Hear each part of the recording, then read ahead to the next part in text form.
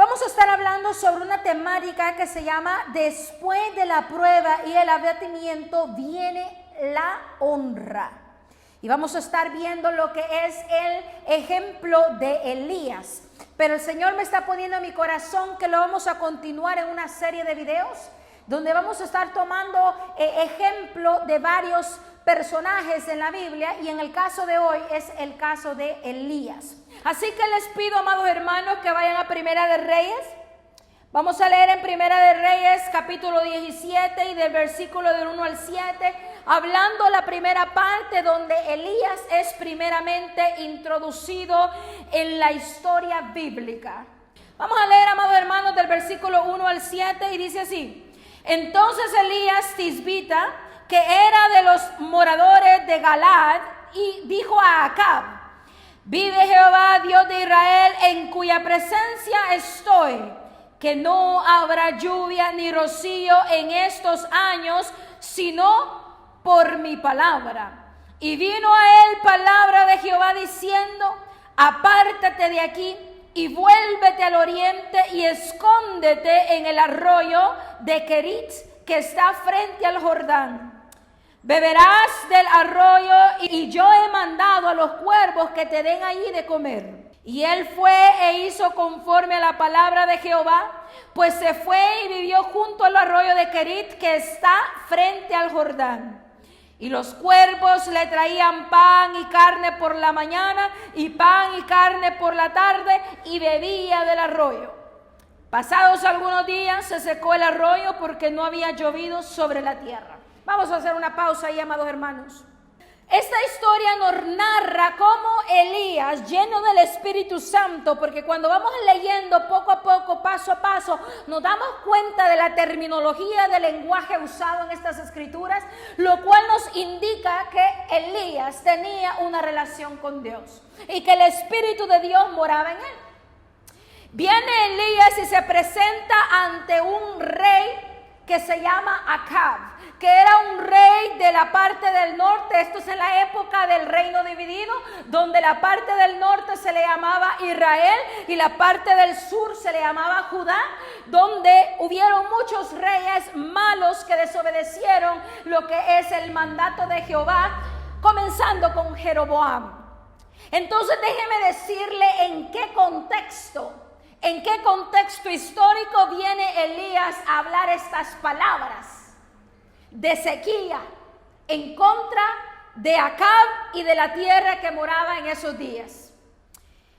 Veamos un poquito más adelante, amados hermanos, cuando aquí en Primera de Reyes, capítulo 16, versículo del 29 al 33. Leamos un poquito de quién es Acab, porque para entender la grandeza y lo que estamos leyendo en estos momentos es necesario entender quién era Acab, quién era ese rey, y cómo Elías viene delante de él con palabra fuerte, con palabra de fe, con palabra milagrosa, frente a un rey malvado. Dice la palabra de Dios en Primera de Reyes, capítulo 16, versículo 29, dice: Comenzó a reinar Acab, hijo de Omri, sobre Israel el año 38 de Asa, rey de Judá. Y reinó Acab, hijo de Omri, sobre Israel en Samaria 22 años. Y Acab, hijo de Omri, hizo lo malo ante los ojos de Jehová, más que todos los que reinaron antes de él. Porque le fue ligera cosa andar en los pecados de Jeroboam, hijo de Nabat, y tomó por mujer a Jezabel, hija de Etbaal, rey de los Sidonios, y fue y sirvió a Baal y lo adoró. E hizo altar a Baal en el templo de Baal que él edificó en Samaria. Hizo también Acab una imagen de acera, haciendo así Acab más que todos los reyes de Israel que reinaron antes que él, para provocar la ira de Jehová Dios de Israel. Ok, aquí nos dice que Acab era un rey que no temía a Jehová, que no respetaba los decretos ni las enseñanzas del Dios vivo de Israel, sino que él iba tras dioses ajenos, hizo un santuario para adorar a Baal y menospreció las enseñanzas. Y dice que fue peor que los reyes antes que él. Amados hermanos, por esto viene Dios y levanta a Elías para dar juicio a esta tierra y para enseñarle a Acab que realmente quien manda aquí es Dios. Quien es el todopoderoso omnipotente es Dios. Y ningún Baal, ningún Dios ajeno, ninguna imagen, ningún, qué sé yo, tanta cosa que esa gente en aquellos días seguía y que hoy en día lamentablemente mucha gente continúa siguiendo. Entonces, teniendo este contexto, sabiendo quién es Acab, usted puede asumir que como rey tenía el poderío, un ejército. Como rey, él podía decir, ¿y tú qué me vienes a decir a mí? Mátenlo, apedréenlo, díganle algo. Los reyes tenían mucho poder en aquellos entonces. Entonces, si volvemos a leer lo que acabamos de leer en Primera de Reyes 17, sobre cuando Elías predice la sequía, volvámoslo a leer con eso en el pensamiento. Dice, entonces Elías Tisbita, que era de los moradores de Galaad, dijo a Acab, o sea, se presentó frente al rey Acab, contra este rey malvado, impío, que no temía a Jehová. Vive Jehová, Dios de Israel, en cuya presencia estoy. Póngale clave, póngale mucha atención, en cuya presencia estoy. Para que Elías hablara de tal manera y diera este juicio en contra de esta tierra y de este rey, era necesario que Elías estuviese en una comunión con Dios y que el Espíritu de Dios morara en él. Porque dice, viva Jehová Dios de Israel, en cuya presencia estoy, que no habrá lluvia ni rocío en estos años, sino por mi palabra. Mire qué palabra más fuerte la que comparte. Y usted va a decir, ¿cómo usted piensa que ese rey la tomó? ¿Es una amenaza? ¿Es una palabra? ¿Se habrá reído? ¿Quién sabe? ¿Habrá enojadose? ¿Quién sabe? Solo Dios sabe cómo ese rey se sintió. Pero una cosa podemos asumir, una cosa podemos en realidad pensar, es que hay una diferencia entre el versículo 1 y el versículo 2. Porque en el versículo 1 viene Elías, se presenta y habla esta palabra a Acab. Y en el versículo 2 viene Jehová y le habla a Elías y le da unas instrucciones específicas, las cuales dice así: y vino a él palabra de Jehová diciendo a Elías, apártate de aquí y vuélvete al oriente y escóndete en el arroyo de Kerit que está frente al Jordán. Beberás del arroyo y yo he mandado a los cuervos que te den allí de comer. Mire, en el segundo punto aquí le dice Jehová a Elías, le dice, apártate de aquí y vuélvete al oriente y escóndete en el arroyo. ¿No le da a entender algo a usted aquí? Apártate, escóndete, vete. ¿Por qué le dirá eso al Señor? Las cosas no se han del puesto nada fáciles. Porque este rey, aunque la Biblia no lo dice aquí específicamente, ha de haberse puesto furioso. Podemos tomar el ejemplo de Jeroboam, cuando un profeta le profetizó algo, apiédrenlo, y levantó su mano como quien dice, callen a este. ¿Cómo no se haber puesto a Acab si dice que era peor? Entonces, por esto es que la palabra de Dios viene a Elías y le dice, vete, escóndete en una cueva y yo he dado órdenes allí a los cuervos que te alimenten y beberás del arroyo de Kerit. Porque, amados hermanos, cuando tú decides cumplir la palabra de Dios, cuando tú decides vivir en obediencia a Dios, se van a levantar problemas. Va a haber riesgos donde van a querer atemorizar tu vida, donde van a querer vituperarte, donde van a quererte matar, tanto física como espiritualmente. Elías no es una excepción. Elías vino, dio palabra, un aviso en obediencia a Dios. ¿Y qué pasa? Le aseguro que allí el rey Acab tuvo que haber hecho algo. Entonces viene Jehová y le da nuevas órdenes a Elías y le dice, apártate de aquí, vuélvete al oriente y escóndete en el arroyo de Kerit que está frente al Jordán. Era un arroyo más pequeño, un arroyo es mucho más pequeño que un río. El río es el Jordán, grande. Un arroyo, ¿qué es un arroyo? Un arroyo es algo más pequeño, ¿verdad? No es como un gran río. El Señor lo manda a Elías y aquí comienza la prueba para el siervo Elías. Aquí comienza el tiempo de preparación. Porque el Señor lleva a Elías a esconderse en una cueva por años. Bueno, por un tiempo. Luego, más adelante les voy a explicar a qué me refiero con años. Comienza el Señor, aparta a su siervo y lo lleva a enseñarle a cómo depender primeramente de Dios. Donde no iba a haber una mano humana llevándole a él su alimento y su sustento.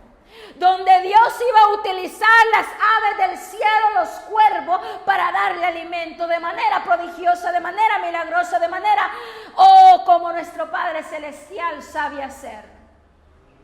Primero aparta Dios a Elías porque Dios tiene y tenía en aquel entonces un propósito grande con Elías. Y vamos a seguir leyendo para ver qué tipo de propósito grande tenía Dios para con Elías. Y esto espero, amados hermanos, que nos haga reflexionar para que nosotros de igual manera agarremos y tomemos esperanza de que en medio de la prueba, de la tribulación, cuando están acechando nuestra vida, reconozcamos que estamos siendo preparados, adiestrados, enseñados por nuestro Dios Todopoderoso para cosas mayores. Porque Elías podría que ya tenía una cierta, ¿verdad?, unción, una cierta entrega a Dios, pero Dios quería cosas mayores todavía para con Elías. Y era necesario apartarlo de su comodidad, apartarlo para uno, salvarlo, cuidarlo, pero también para sustentarlo en el ámbito natural y espiritual, para que él creyera de que la palabra de Dios se cumple. Porque cuando Dios le dice, mira, beberás del arroyo y yo he mandado a los cuervos que te den allí de comer, primero le da la palabra, suelta la palabra a Dios. Yo haré que los cuervos hagan y te den de comer.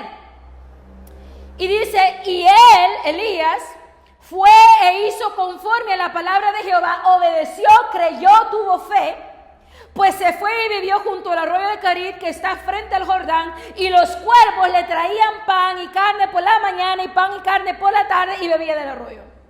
Primero Dios soltó la palabra, él creyó, Elías se agarró de esa promesa, aunque usted va a decir, ¿cómo es posible que va a venir un cuervo y me va a dar carne? Pero Elías lo creyó y por ende así fue, porque la palabra de Jehová lo había dicho. Y lo mismo pasa con nuestras vidas. El Señor dice, no temas, solo cree solamente, porque Jehová tu Dios estará contigo. Y está en nosotros el creer y tomar esa palabra y obedecer a lo que Dios demanda de nosotros. Y cuando hagamos eso, veremos cómo el Señor cumple su palabra. Así que, amados hermanos, ese fue el primer paso, que Elías fue llevado a esta cueva a ser alimentado, ¿verdad? Él obedeció y luego nosotros ya sabemos que después se llegó un tiempo. Y usted va a decir, pero Señor, tú me dijiste que fuese aquí y mira, ya no hay nada. Si usted lee en el versículo 7, dice, pasados algunos días, se secó el arroyo porque no había llovido sobre la tierra. Elías pudo haber dicho, Señor, tú me mandaste al arroyo y ya se secó el arroyo, ¿y ahora qué hago, Santo de Israel? Vamos de peor, como dice, de Guatemala a Guatepeor. Pero, amados hermanos, en realidad el Señor tenía planes perfectos y el tiempo de Elías apartado en la cueva se había llegado a su final. Era hora de salir, era hora de llegar al siguiente punto, porque el Señor haría cosas mayores. Vamos a ver qué es ese segundo punto. Eso es lo que es la viuda de Sarepta, el milagro que hizo el Señor en esa viuda y muchas cosas preciosas que vamos a estar leyendo. Vamos a leer, amados hermanos, versículo 8. Vamos a leer del 8 en adelante hasta el 15 y ahí vamos a hacer una pequeña pausa. La palabra dice así: vino luego a él palabra de Jehová diciendo: levántate, vete a Sarepta de Sidón y mora allí. He aquí, yo he dado orden allí a una mujer viuda que te sustente. Entonces él se levantó y se fue a Sarepta, y cuando llegó a la puerta de la ciudad, he aquí una mujer viuda que estaba allí recogiendo leña, y él la llamó y le dijo: te ruego que me traigas un poco de agua en un vaso para que beba. Y yendo ella para traérsela, él la volvió a llamar y le dijo, te ruego que me traigas también un bocado de pan en tu mano. Y ella respondió, vive Jehová, tu Dios, que no tengo pan cocido, solamente un puñado de harina tengo en la tinaja y un poco de aceite en una vasija, y ahora recogía los 2 leños para entrar y prepararlo para mí y para mi hijo, para que lo comamos y nos dejemos morir. Elías le dijo, no tengas temor, ve, haz como has dicho, pero hazme a mí primero de ello una pequeña torta cocida debajo de la ceniza y tráemela. Y después harás para ti y para tu hijo, porque Jehová Dios de Israel ha dicho así, la harina de la tinaja no escaseará, ni el aceite de la vasija disminuirá, hasta el día en que Jehová haga llover sobre la faz de la tierra. Entonces ella fue e hizo como le dijo Elías, y comió él y ella y su casa muchos días. Haz una pausa ahí. Cuando se llegó el tiempo de que Elías saliera de su cueva, el Señor lo manda y le dice, palabra de Jehová, levántate, vete a Sarepta. Muchos de nosotros, amados hermanos, en el proceso nos deprimimos. En el proceso se nos van todas las fuerzas, se nos va el aliento, la esperanza. El Señor habla palabra de vida, pero nosotros cuando las cosas se tornan difíciles y tal vez el arroyo deja de fluir y tal vez nos quedamos en sequía y tal vez las cosas y las puertas se ven cerradas, ya cae uno. Pero aquí el Señor le llama a Elías. Yo no sé cómo Elías estaba. Yo quiero creer que él estaba fortalecido porque había visto que la mano de Jehová estaba con él. Pero el Señor le dice, levántate, levántate. Estaba sentado, estaba acostado, estaba postrado. ¿Cómo estaba él? Tanto física como espiritualmente hablando. El Señor le dice, levántate y vete a Sarepta de Sidón y mora allí. Y he aquí, yo he dado orden allá a una mujer viuda que te sustente. Amado hermano, yo no voy a profundizar en esta historia porque el punto del día de hoy es cómo hablar de cómo el Señor prepara en la tribulación, en el ¿cómo se dice? Abatimiento, en la congoja, en los problemas, cómo el Señor prepara a sus siervos para cosas mayores. Pero aquí hay unos puntos muy importantes y especiales que es necesario entender. ¿Verdad? Primer punto es que Elías continúa siendo alimentado por Dios. Donde Dios te manda y te lleve, Él va a proveer. Ya sea que use cuervos, o use una mujer, o use a sultanito y a sultanita, el Señor va a proveer, porque la palabra de Él es fiel. Primer punto. Segundo punto, trae a Elías para ser de bendición a los necesitados. Y esto es una oración contestada a una mujer temerosa de Dios. ¿Sabe por qué le digo yo que es una mujer temerosa de Dios? Porque muchas veces, amado hermano, nosotros seremos puestos en circunstancias difíciles para que nosotros seamos de bendición a otros que están bien, al igual que usted está en esa situación. Hace poco leí en un lugar donde decía, si Dios me lleva a la cárcel es porque Él quiere que predique. Si Dios me lleva a la cárcel es porque ahí hay alguien que necesita escuchar de Jesucristo. ¿Cuántos de nosotros no pensamos de esa manera? Si Dios me trae en este problema es porque Él quiere que yo ayude a alguien más que está pasando este problema. ¿Qué tú crees? Viene Dios, lleva a Elías y le dice, vete, ahora es tiempo de ir a Sarepta. Ahí hay una mujer. Y esa mujer, si usted analiza esta palabra, es una oración contestada. Porque esta mujer era temerosa de Dios. ¿Sabe cómo lo asume uno? Aquí no dice, y la viuda era cristiana. No. Veamos las actitudes y veamos también sus palabras. En el versículo 12 dice, y ella respondió, vive Jehová tu Dios, que no tengo pan cocido. ¿Qué dijo primero? Vive Jehová tu Dios. Vive Jehová tu Dios. Exalta a Dios. Cree en Jehová, el Dios de Israel. No dijo, vive Baal. Vive Alá. No, vive Jehová, tu Dios. Entonces esto nos da a entender que esta mujer era creyente y temerosa de Dios. Por lo tanto, usted no sabe si esa mujer había clamado a Dios: ten misericordia, provee alimento, mi hijo y yo morimos. Y viene el Señor, usa a su siervo, lo trae justo a tiempo, ¿y qué pasa? El milagro pasa. Para mutua bendición. Porque tanto Elías come como también esta viuda y su hijo fueron partícipes del plan perfecto de Dios. ¿Cuántos de ustedes le dan gloria a nuestro Señor cuando Él hace esos realmente planes perfectos y maestros? Porque usted piensa, ay Señor, ¿y qué hiciste aquí? Pero Dios ya tenía 2 y 3 y 4 y 5 planes para con ellos. Usted dice, ay Señor, pero ¿por qué me pasó esto a mí? Pero tú no sabes que el Señor tiene bendición para no solo para ti, para un montón de gente más que van a verse incluidas en ese proceso. Así es de bello nuestro Señor. Entonces ese es el punto número 3 acerca de esto. Pero ahora un punto número 4. A través de la prueba, Dios prepara a Elías para cosas mayores, como ya lo mencioné. Porque no solamente fue el milagro de que nunca escaseó, ¿verdad?, el pan y la harina y el alimento, sino que viene y se da a cabo ¿cómo se dice? Un milagro mucho más grande todavía. ¿Qué milagro es ese? Usted lo puede leer en el versículo 20 en adelante. Leamos del versículo 20 al 24 para ver cuál es el segundo milagro que Dios hace.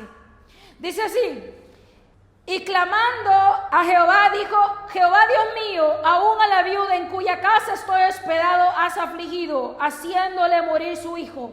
En primer lugar, el hijo de la viuda murió. Y entonces viene la viuda y le dice a él, y miente él y va en oración a Dios y le dice esto: clamando a Jehová, dijo: Jehová Dios mío, aún a la viuda en cuya casa estoy hospedado has afligido. Como quien dice, la hiciste partícipe de esta tu prueba que me estás pasando. Señor, el asunto es conmigo, la prueba es conmigo, pero ¿por qué la viuda? Porque el Señor quería glorificarse en ambos, no solo en Elías, ni solo en la viuda, en ambos.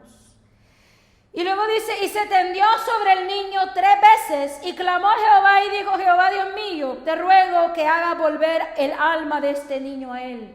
Versículo 22, y Jehová oyó la voz de Elías, y el alma del niño volvió a él y revivió. Mire, Jehová da, Jehová quita. Jehová quita y Jehová vuelve a dar. Jehová es el que hace todas las cosas y la gloria y honra sea para él. El que el Señor quería manifestarse y poner a prueba a Elías tanto como también a la viuda. Para que demos gloria y honra a Dios no solamente cuando está la bendición, sino también en la prueba. Porque hemos de creer en el Dios Todopoderoso. Entonces, amados hermanos, hemos visto un suceso a partir de esta historia. Primero, Elías habla palabra de Dios confiando en el Dios vivo. Y luego se seca, ya no hay lluvia, viene la sequía. Luego Elías ve que los cuervos lo alimentan. Luego Elías ve que Dios usó a una mujer para alimentarlo a él y que ¿cómo le digo? Les abundó lo suficiente como para hasta el final de la sequía. Y luego Dios se manifiesta a través de resucitar. ¿Usted ha escuchado de Jesucristo? Levantaba muertos, resucitaba muertos, sanaba enfermos. Jesucristo hizo muchas cosas. Pero en el Antiguo Testamento hay, si no me equivoco, 3 o 4 casos nada más, de los cuales se escucha que ha habido un muerto resucitado. Y este es uno de ellos, y creo que es el primero, si no me equivoco, de Elías. Y después viene el segundo, Eliseo, y luego Eliseo ya muerto todavía. Santo de Israel, el poder de Dios es grande, porque no fue Eliseo. Eso nos muestra que ni siquiera Eliseo muerto. ¿Qué iba a andar haciendo Eliseo? No era Eliseo, era el poder de Dios que moraba en él. Entonces aquí nos muestra en esta prueba dura, y ya vamos a ver más adelante que duró 3 años. En esta prueba dura de 3 años, el Señor está adiestrando a Elías para cosas mayores, como le digo a usted. Por lo tanto, tomemos fe y esperanza en el tiempo de la tribulación, en el tiempo de la congoja, en el tiempo, mire, seremos atribulados, seremos estorbados, pero no vencidos, no acabados, no avergonzados si hemos de poner nuestra confianza en el Dios vivo. Amén. Entonces, amados hermanos, continuemos ahora leyendo ahora a lo que es la parte, ¿verdad? Donde ya Elías regresa a Acab. Veamos lo que dice Primera de Reyes 18:1 y dice así: pasados muchos días, vino palabra de Jehová a Elías en el 3er año, diciendo: ve, muéstrate a Acab y yo haré llover sobre la faz de la tierra. En el 3er año, 3 años después, el Señor da orden a Elías que vaya otra vez donde Acab y que le diga que va a volver la lluvia. Imagínense 3 años de prueba, 3 años donde él pasó un tiempo en cueva, donde él pasó donde está, ¿cómo se llama? Viuda. ¿Y sabe qué? Él era perseguido de gran manera. Porque más adelante, si usted lee aquí en Primera de Reyes 18, usted lee de cómo Acab había mandado a todo mundo a buscar a Elías. O sea que lo andaban siguiendo. Por eso le digo, Acab se ha de haber enojado. Acaba de haber querido matarlo. ¿Ok? Y entonces, amados hermanos, pasando 3 años en prueba, ¿cuántos de nosotros podemos darle gloria y honra que hemos pasado 3 años en prueba? Nosotros con 1 semana, con 2 semanas, ay Señor, cuando se acaba esto es eterno, ya no puedo. 3 años.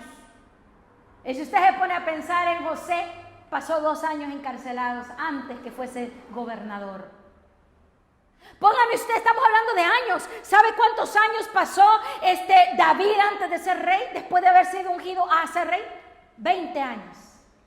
Santo de Israel, 20 años en grande congoja, en grande tribulación, perseguido por Saúl y por sus hombres, pasando por prueba y prueba y prueba y prueba. Pero ¿sabe qué produjo el Señor a través de esa prueba? Los salmos que hoy en día a nosotros nos dan aliento.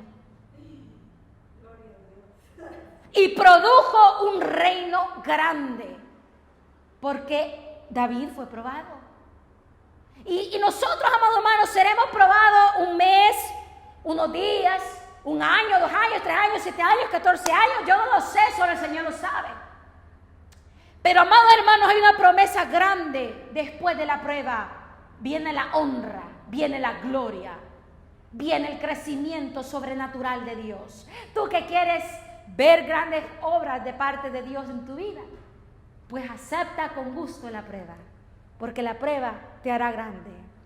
Amados hermanos, vamos a leer brevemente lo que es aquí la parte cuando ya regresa Elías, porque quiero que nos enfoquemos en el suceso mayor, que es cuando vienen los profetas de Baal.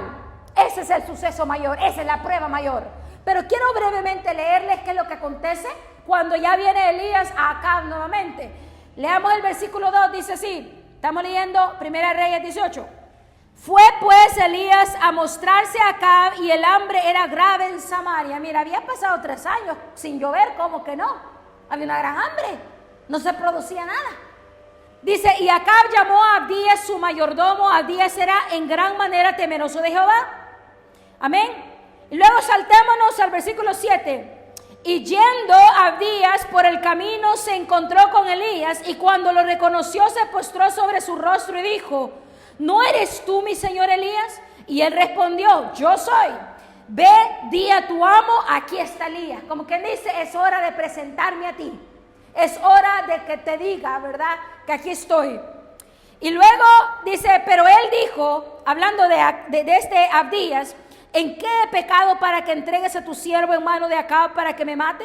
Vive Jehová tu Dios, que no ha habido nación ni reino donde mi Señor no haya enviado a buscarte. Y todos han respondido: no está aquí.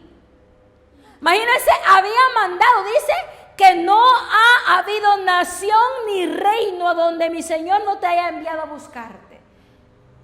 No había nación ni reino al cual Acab no hubiese mandado a alguien a buscar a Elías y no le encontró por ningún lado.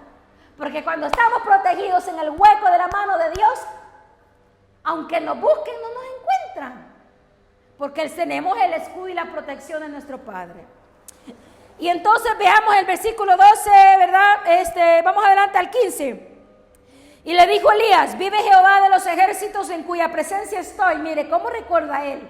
Elías reconocía que no es el poder de él mismo, sino que en cuya presencia estoy. Como que dice: Jehová mora en mi corazón, por lo tanto, ¿verdad? Yo tengo la fe de actuar. Que hoy me mostraré a él, y viene él y se muestra. Y luego en el versículo 17 dice: cuando Acab vio a Elías, le dijo: ¿eres tú el que turbas a Israel? Y luego le dice, imagínense como dicen por ahí, el malo corre sin que lo anden persiguiendo, ¿verdad? Huye sin necesidad que lo anden persiguiendo. Y le dice: ¿eres tú? Yo me imagino que ya con temor y temblor, ¿verdad? Antes quizás así, a ver, ¿tú qué? Mátenmelo, ¿verdad? Con toda potestad y altivez de espíritu. Pero ahora, 3 años después de ver una sequía, ya eres tú el que atemoriza a Israel. Porque Dios da testimonio de su mismo espíritu, gloria a Dios. No es Elías que se anda defendiendo, no, es el Espíritu Santo que da testimonio de sí mismo. Y él respondió en el versículo 18: yo no he turbado a Israel, sino tú y la casa de tu padre, dejando los mandamientos de Jehová y siguiendo los Baales. Envía pues ahora y congrégame a todo Israel en el monte Carmelo, y los 450 profetas de Baal y los 400 profetas de Acera que comen de la mesa de Jezabel. Le dice: hey, yo no ando turbando a Israel, tú has sido el que ha turbado a Israel por tu desobediencia, por tu falta de respeto a Jehová. Entiende, la palabra de Dios es clara. Y entonces le dice: ¿sabes? El que reúneme a todo el pueblo y a todos esos profetas falsos, esos profetas de Baal, vénganse. Porque Dios ha de preparar, como se dice, en inglés se llama stage, en español se dice la plataforma en donde un gran milagro y poder ha de pasar. Y entonces aquí viene y comienza la historia de Elías y los profetas de Baal, la cual vamos a encontrar en Primera de Reyes 18 del 20 hasta el 40. Y vamos a leer unos cuantos versículos para refrescarnos la mente de esta historia. Y dice así: entonces Acab convocó a todos los hijos de Israel y reunió a los profetas en el monte Carmelo. Y acercándose Elías a todos le habló, dijo: ¿hasta cuándo claudicaréis vosotros entre dos pensamientos? Si Jehová es Dios, seguidle, y si Baal, id en pos de él. Y el pueblo no respondió palabra. Mire, primero que nada, cuando ya el pueblo se reúne, Elías exhorta y le dice: ¿hasta cuándo van a ser de doble ánimo? ¿Hasta cuándo van a ser ustedes infieles? ¿Hasta cuándo van a adorar a Jehová y adorar a Baal y adorar a fulanito y a sutanita? ¿Hasta cuándo? Pueblo de doble ánimo, prácticamente les está diciendo. Volvámoslo a leer, dice: ¿hasta cuándo claudicaréis vosotros entre dos pensamientos? Si Jehová es Dios, seguidle, y si Baal, id en pos de él. Y el pueblo no respondió. Como que dice: defínanse, ¿quiénes son ustedes? ¿Adoradores de Baal o adoradores de Jehová? Porque Jehová nos habla bien claramente que Dios es Dios celoso. Y Él no permite que le adoren a otras personas y a otros Baales y a otros dioses ajenos que no sea el Dios verdadero. Y esto lo dijo Dios al pueblo de Israel desde mucho más antes de conquistar la tierra de Canaán. Cuida de cumplir mi mandamiento y mis decretos. Y este pueblo no quería eso. Entonces primero viene Elías y los exhorta. Y si usted sabe aquella palabra que dice a todos los tibios, ¿qué dice la palabra de Dios? Los vomitaré de mi boca. Así que, amado hermano, cuidadito usted si anda medio tibiezón o tibiezona, póngale atención. Y entonces, amado hermanos, o es frío o caliente, pero no ande tibio. Eso es lo que les quiso decir Elías. Y luego dice en el versículo 22: y Elías volvió a decir al pueblo: solo yo he quedado profeta de Jehová. Imagínense, un solo profeta de Jehová, porque a todos los había matado esta Jezabel. Era una mujer que estaba poseída por un demonio. Amén. Y dice: solo yo he quedado profeta de Jehová, más de los profetas de Baal, hay 450 hombres. Imagínense, mire cómo es Dios de grande y cómo Él pone todas las cosas en juego. Un hombre de Jehová, 450 impíos adoradores de Baal. Mire la plataforma, ese es el punto número 1. Y luego dice: dénselos pues 2 bueyes.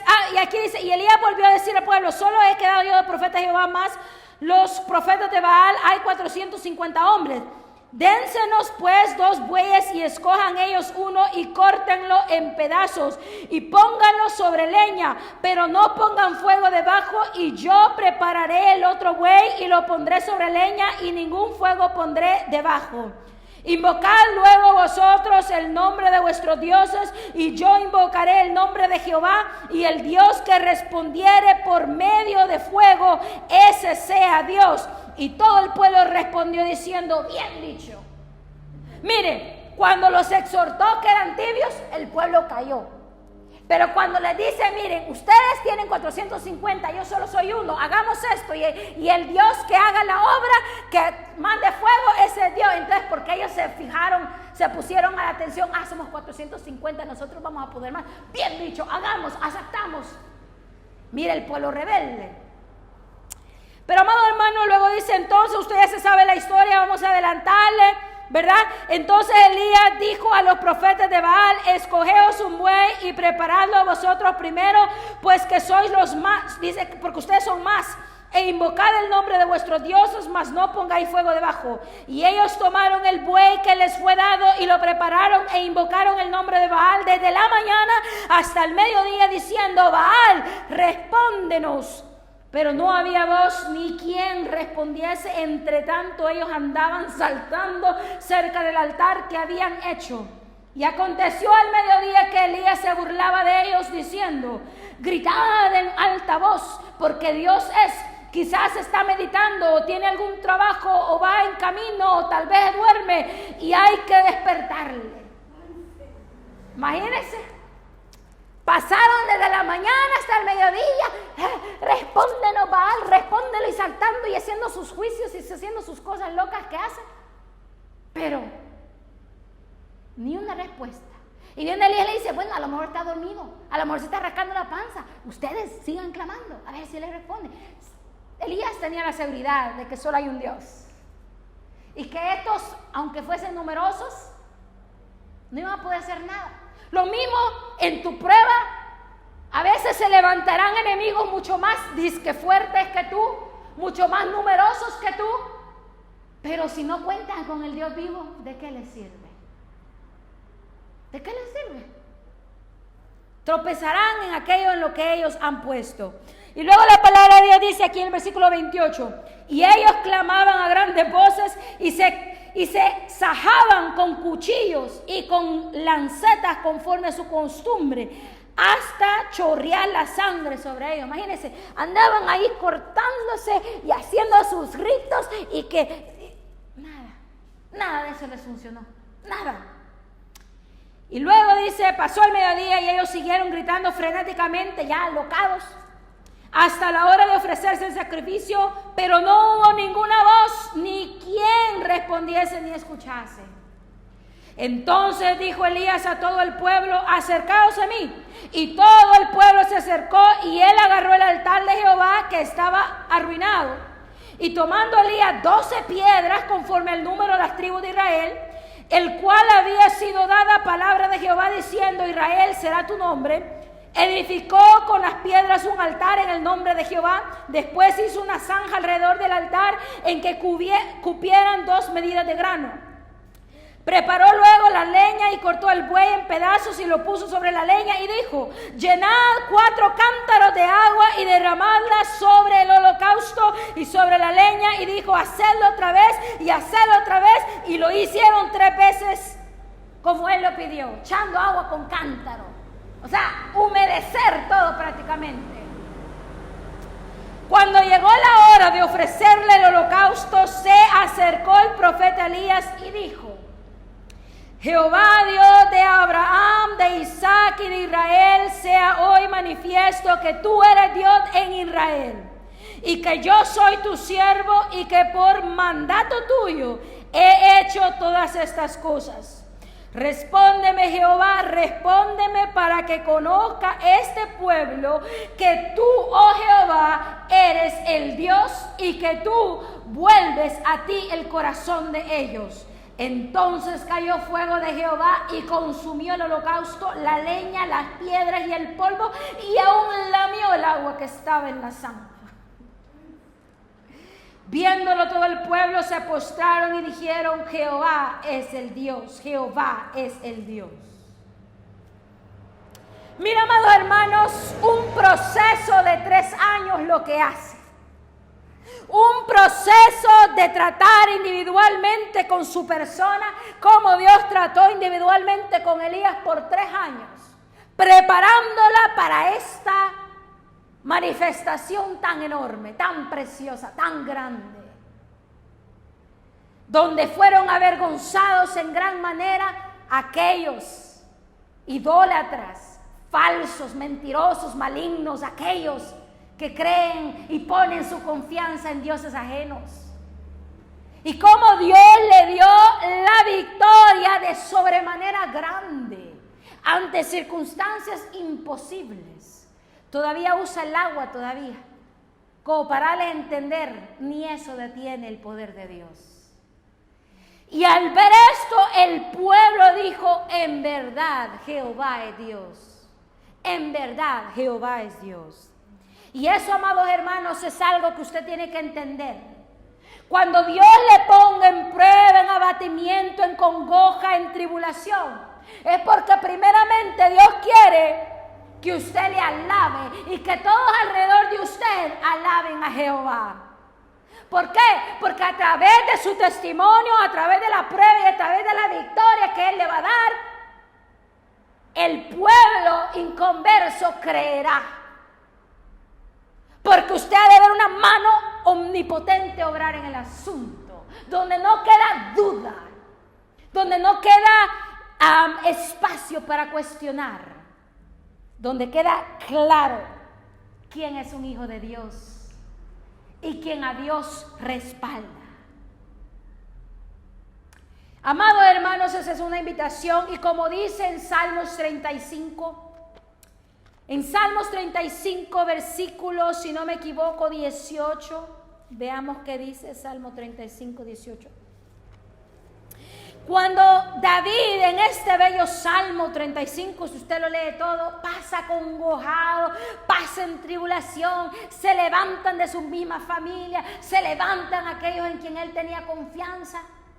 Pero David dice una cosa muy clave y la repite en muchos salmos. Lo digo porque he estado leyendo los salmos últimamente y veo cómo repite esta palabra. Y la palabra de Dios dice así: te confesaré en grande congregación, te alabaré entre numeroso pueblo. Como quien dice: Señor, todo esto y esto está pasando, pero yo te alabaré en grande congregación, te glorificaré en numeroso pueblo. Como quien dice: Jehová, este es tu testimonio que has venido trabajando en mí, lo he de hablar, lo he de decir, he de alabarte, para que todo aquel numeroso pueblo escuche y crea que hay un Dios. Eso es en sí, amados hermanos, la razón de nuestras pruebas. Pero claro, viene un montón de otros beneficios. Como le digo, subimos a un nivel espiritual mucho más grande, donde venimos a ver misterios, cosas maravillosas que Dios hace a través de nuestra vida de manera gloriosa, donde venimos a hacer bendición a otros, como fue Elías para la viuda, donde ya nosotros impactamos muchas otras almas, porque Dios quiere salvar las almas, ¿verdad? Pasar prueba y tribulación no es para jactarse uno mismo, es para glorificar a Dios. Y así, amados hermanos, vamos a darle fin a esta, ¿verdad?, palabra que, como les dije, se titula Después de la prueba y el abatimiento viene la honra. Y hemos hablado de Elías, Pero, amados hermanos, lo mismo aplica para José, el soñador, y lo mismo aplica para Daniel en el foso de los leones, y la Biblia está inundada de historias de igual magnitud. Que Dios me los bendiga, que la paz de Cristo esté con ustedes en medio de sus congojas y del abatimiento, porque el Señor dará honra a los que en Él esperan. Amén.